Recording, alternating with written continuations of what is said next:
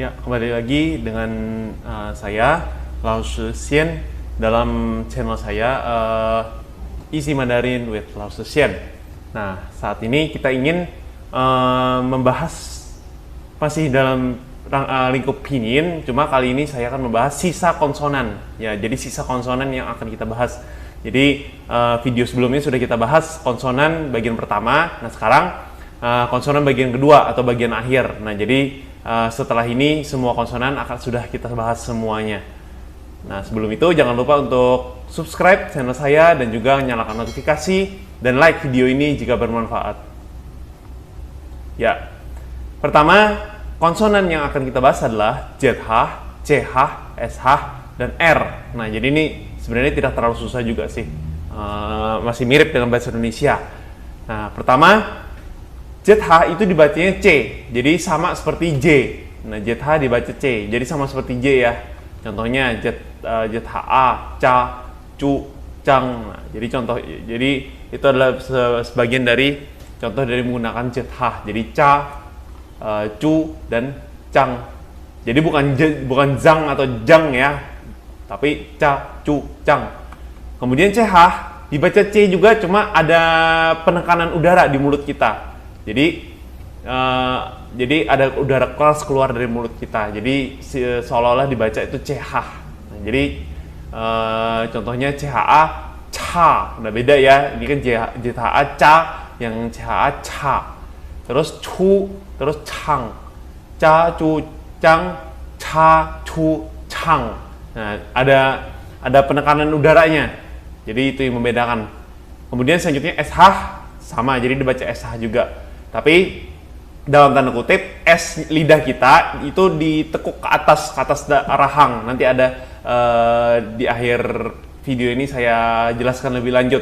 Jadi untuk sekarang lidahnya ditekuk ke atas rahang sehingga mengeluarkan bunyi SH. Jadi bukan hanya sekadar S, tapi SH ada hanya. Contohnya sha, shu, shang. Jadi bukan sa ya, bukan sa, su, sang. Sha, shu, shang. Karena kalau tanpa H nanti ada lagi pininnya. Terus selanjutnya adalah R. Nah, R ini dibaca dengan R juga. Nah, biasanya mereka R-nya R cadel sih. Nah, jadi contohnya ru, ro, rau. Nah, jadi R tetap dibaca R.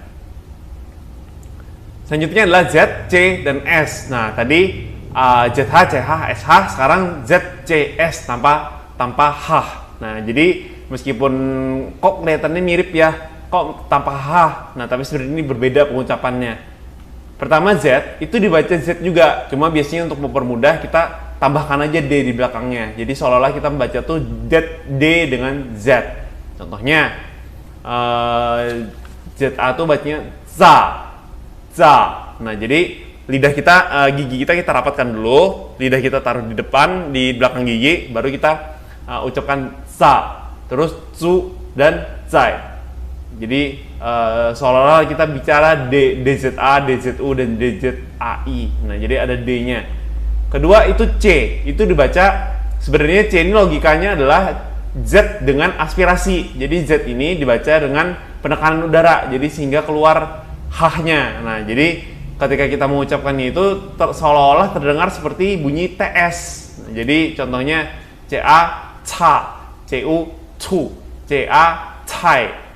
Nah, jadi ini za, zu, zai, ca, cu, cai. Selanjutnya ada S, S dibaca S seperti biasa. Jadi tidak ada berbeda sa, su, dan sai. Nah, sekian Z, C, dan S. Nah, sekarang sudah selesai. Jadi semua ini pinyin yang sampai video ini bahas itu semua konsonan sudah diajarkan. Nah, jadi sekarang saya selanjutnya saya akan memberikan sedikit tambahan. Jadi ada bunyi khusus untuk ZH, CH, SH, dan R ya, RI ya di sini ya. Jadi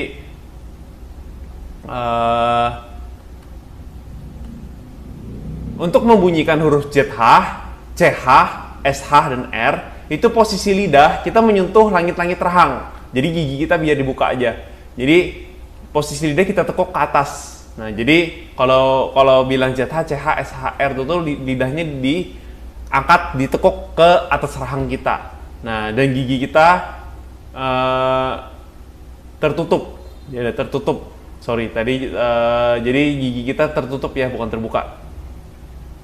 Nah, jadi contohnya kalau ZHI, nah ZHI ini bukan dibaca ci, tapi c, c, c. Nah, jadi lidah kita ke atas dan kita ucapkan c, jadi c. Nah, jadi kalau ZHE itu c, beda ya, c dan c, c, c, c, c. Lidah biar gigi biar ditutup aja. Selanjutnya CHI dan CHE. Jadi kalau CHI itu bukan baca ci. Nah, kalau ci itu kan q dengan i. Kalau ci juga kan itu j dengan i. Kalau ini bacanya shi, shi. Nah, jadi lidah kita posisi ke atas, kita tekuk lidah kita ke atas, mulut gigi tertutup. Jadi shi.